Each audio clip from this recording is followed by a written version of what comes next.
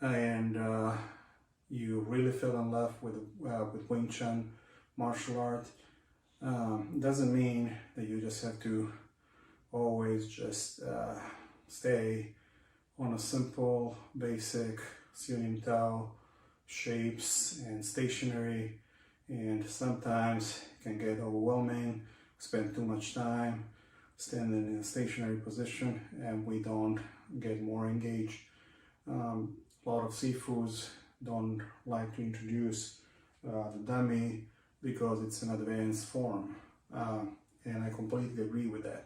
However, it doesn't mean that we should discourage our students, especially in this day and age, when if they can afford a wooden dummy, to get it from the very beginning.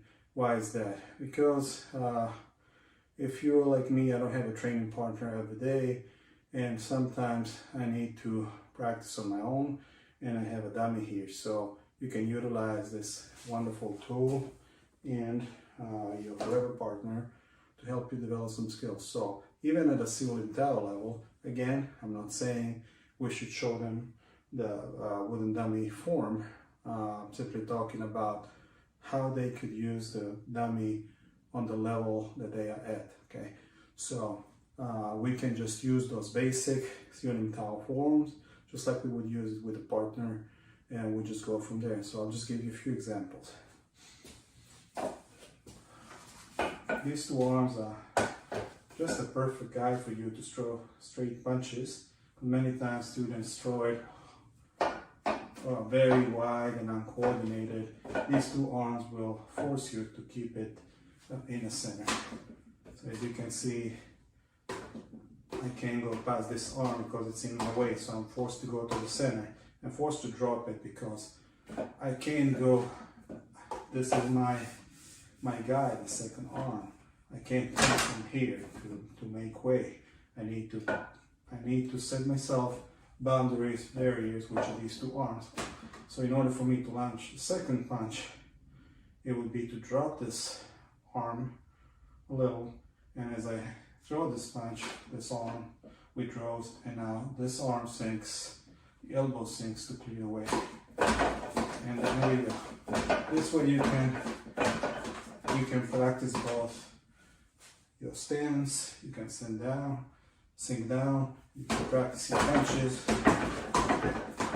make sure that your elbows are going in the right direction, that your arms are clearing the way, and there's going to be a eye contact. It's simply because your elbows are at this point when they kind of become a little wider than the shape of the arms. So, but that's not an issue.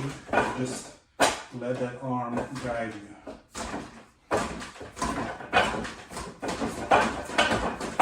Okay.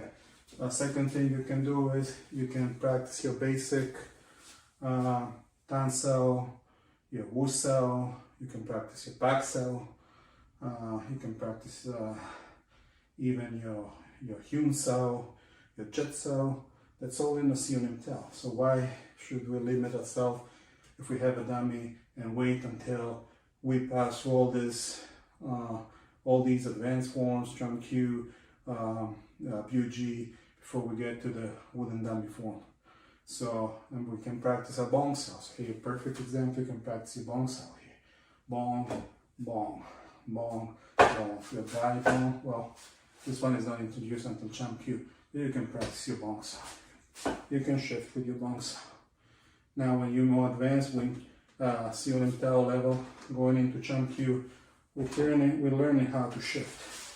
So we are practicing a bong sao with a shift and with a turning. So we have this shape, bong sao, wu sao.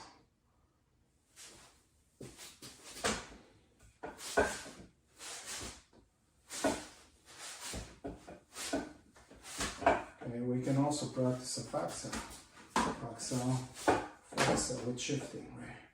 Now here we can do jet, back sao, front sao, jet, front sao. So we have that before. Jet. Have the back saos here. like chat here. So.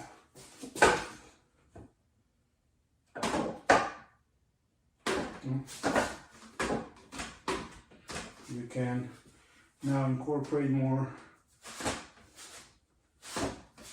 difficult movement, not too hard. You just shift on your hips, with your hips.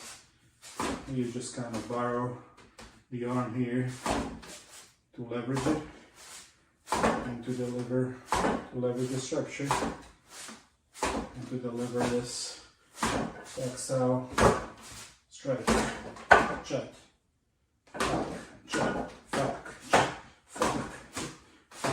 okay.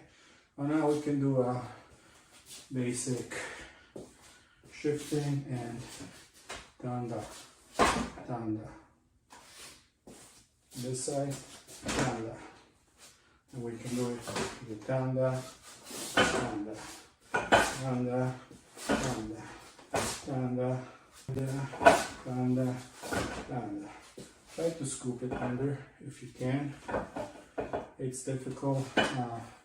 This switching between tanda on one arm simply because of the proportions of the dummy, and the arm is kind of in the way, but you kind of got to make a little bit of a scooping motion just because you might be able to do that, so you can get and so you really fell in love with Wing Chun martial art.